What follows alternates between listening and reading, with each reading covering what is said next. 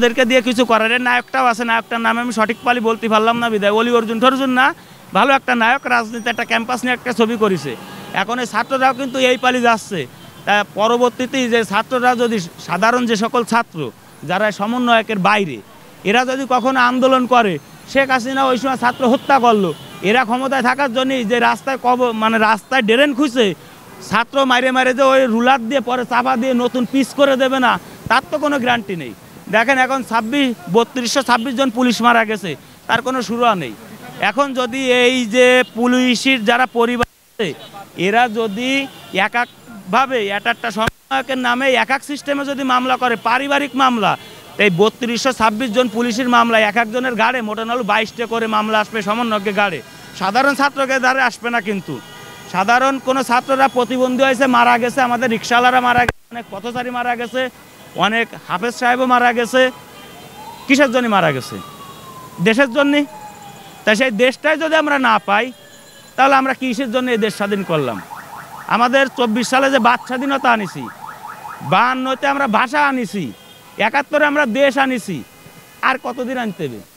এর চেয়ে যদি মেলা আনতে হয় তাহলে আপনারা যারা সরকারি স্থাপনে বসে আছেন দেখেন সচিবালয়ের মতন আগুন লাগেছে। যদি আমি একটা একটু সঠিক কিনা বলতে পারিনি, ডক্টর ইউনূসের একটা ভেরিফাই ফেকে শুনেছি ফেসবুক আইডির মাধ্যমে যে এটা শর্ট সার্কিট হিসেবে লাগেছে। তা শর্ট সার্কিট হিসেবে যদি লাগে 2-3টেই পড়বে কেন, পুরো মহল্লায় ধরেই তো জ্বলে যাবে। যেহেতু আগুন লাগা, বঙ্গ মার্কেটে আগুন লাগাছে, পুরো বঙ্গ মার্কেট পুরো ছাই হয়ে গেছে। কৃষি মার্কেটে আগুন লাগাছে, পুরো কৃষি মার্কেট পুরো ছাই হয়ে গেছে। এখন অনেকজন অনেকভাবে কথা বলতেছে। আমাদের সাধারণ ছাত্র যে বাজারে আছেন আপনারা, আমার ছোট ভাই কেউ আছেন, আমার বড় ভাই কেউ ইয়ারেস্ট, আপনারা কেউ এই নির্বাচনে যাবেন না। আপনারা আমাদের শক্তি, আপনারা কিন্তু রাজনৈতিক শক্তি না।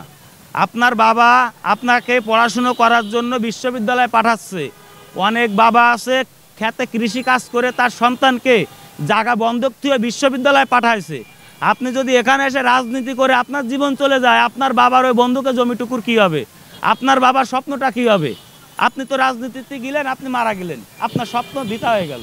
কিন্তু আপনার মা বাবার স্বপ্ন কী হবে? আপনার মা যে আপনাকে 10 মাস 10 দিন পেটে ধারণ করে আপনাকে লালন পালন করে পৃথিবীতে আনে, প্রায় 25 বছর পরে যে আপনি বিশ্ববিদ্যালয়ে চান্স পাচ্ছেন, এর আগে কিন্তু না। দেখেন এই যে করোনাকালীন যে সমস্ত পাস হয়েছে, আসলে আমি তো ঘুরে ঘাড়ে দিয়েছি, যারা 52 কান তাস 53 পদের খেলা জানে, 52 কান তাস 104 পদের ভাঙতে জানে, তারা এ মাইনাস পেয়ে পাস হয়েছে। তাই এটা যে কিসের জন্য পাস হয়েছে এটাও আমরা জানি সাধারণ মানুষ। 15 সালের থেকে যখন এই নুরুল ইসলাম নাহিদ ছিল শিক্ষা প্রতিমন্ত্রী, কি ডাইরেক্ট মন্ত্রী ছিল নুরুল ইসলাম নাহিদ, আমার এটা ধারণা আছে সকল শিক্ষকরা একটা আর্জি জানাইছিল যে শনিবারে স্কুল ছুটি। কিসের জন্য ছুটি?